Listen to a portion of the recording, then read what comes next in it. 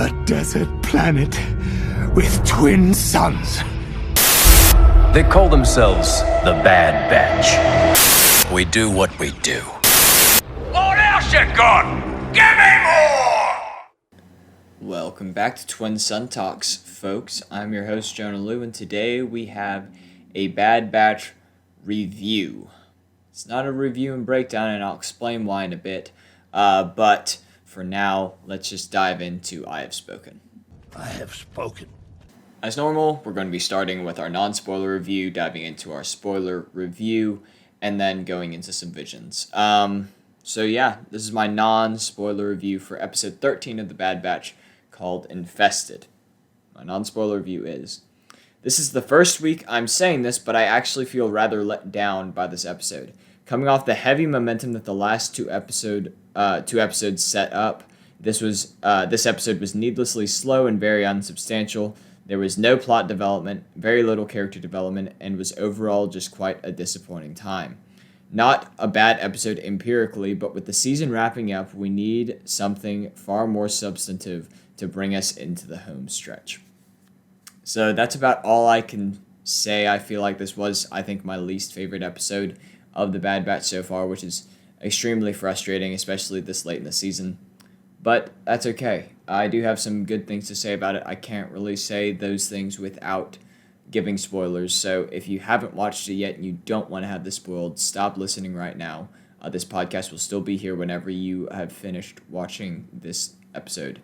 So spoiler. Let's just dive right in. So the reason that I'm not doing a breakdown for this episode is because it's very straightforward and I don't feel like I need to. There's not too many Easter eggs, not too many things to note, but there are a few things that I plucked that I think are of relevance. So the first off were the involvement of the Pikes. So for those of you who don't know or don't remember, the Pikes were seen in the Clone Wars as part of Maul's Shadow Collective. They are notorious spice dealers, which spice within the Star Wars universe is kind of like a euphemism for drugs, except that's just what it's called. And they are based on the planet called Obadiah. So we see them like in the arc whenever they're Obi-Wan and Anakin are trying to find out more about Sifo Dyas. We see them go to Obadiah. We see Ahsoka and the Martez sisters go to Obadiah in the middle arc of the last season. And then obviously we see them as a part of Maul's Shadow Collective. So that is what I have to say about the Pikes. Deveronians. These are what Roland Duran's species is. Deveronians are the guys that have the horns that kind of look like devils. They've been seen a couple other times in Star Wars. One is Vizago in Rebels. A lot of people thought that Roland might turn into Vizago later on. That is not the case. I verified that Roland's horn that gets cut off is not the same horn that Vizago has kind of chipped off in Rebels. So a bit of a letdown there. I think it would have been really cool to see Vizago as kind of an up-and-comer and see him kind of how he operated in his early days. I think that would have made this episode far more interesting than just having a random Deveronian stand in. But we also see Berg and the Mandalorian in episode 6 of season 1, I believe. He's the really big guy in that clan of bounty hunters that goes after the New Republic transport. And then there is like the devil-looking guy that you just see for a split second in the cantina scene in A New Hope, but it's a very distinct character, and that is also a Deveronian, the first time that we see Deveronians on screen. And some things about Deveronians: they're usually stronger than most other humanoids, with prominent horns and fireproof skin, as we see in The Mandalorian. For Ruby, for those of you who forgot, that was the armadillo lizard-looking thing, was one of the things that the Bad Batch stole in earlier episodes, which Omega befriended. That was the episode, I think that was episode 6 of the Bad Batch, where Rex comes into play. And then for those of you who are looking to increase your Star Wars vocabulary, the hive creatures were called Erlings. And so on to my full spoiler review. This episode, for me in particular, you might disagree with this, and that's perfectly fine. The beauty of opinions, but for me, this episode was a big yike. Singular yike. The most frustrating thing about this episode is you could pretty much drop it into any part of the season after they meet Sid, and it would work fairly well as long as you have the episode where they steal Ruby beforehand, and even then you really don't need to see that. There was no reason to leave this until this late in the season. With so many unresolved storylines, why are we allowing Sid to have more screen time than Crosshair or Hauser or the Kaminoans or someone else who is far more interesting or far more relevant to the plot for that matter? I've begun to find Sid as a character to be a bit of a drag on the show, in that she's kind of been an impediment to the plot and the greater storyline more than anything else. And with only 3 episodes left, I think that we as fans deserve a lot of payoff for a lot of unresolved things. And I'm not saying that everything needs to have an answer. I'm sure that they'll leave some things open-ended because that's what Dave Filoni likes to do, leave things open to interpretation, or at least set up the next season. But at least I want some service to the main plot line instead of sending us on these pointless side quests, which up until this point have had at least a little bit of bearing on the greater storyline itself. This one had nothing to do with it at all.